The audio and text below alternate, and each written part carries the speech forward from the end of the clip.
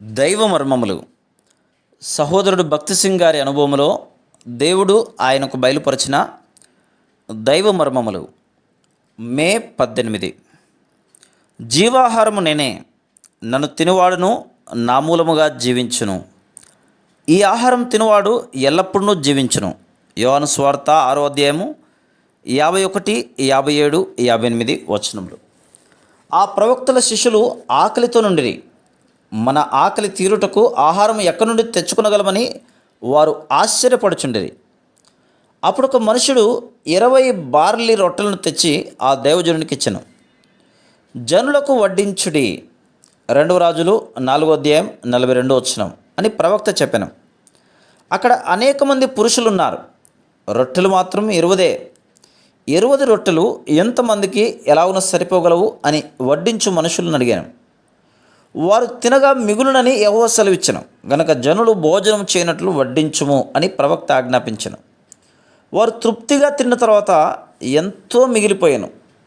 నీ మెదడును, నరములను, కడుపును చెరుపు విషమొకటి కలదు. బహు నెమ్మదిగా దాని పనిని అది జరిగించును. పాపము కూడా అంతే. పాపములో జీవించడం ద్వారా ఆ విషమును అనుదినము నీవు తిని త్రాగుచున్నావు. అందువలన నీ జీవితం నాశనమగుచున్నది.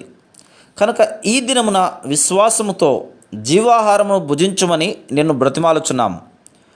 ఆ జీవాహారము నీ జీవితంలోని పాప ఫలితములకు విరుగుడును కలిగించును.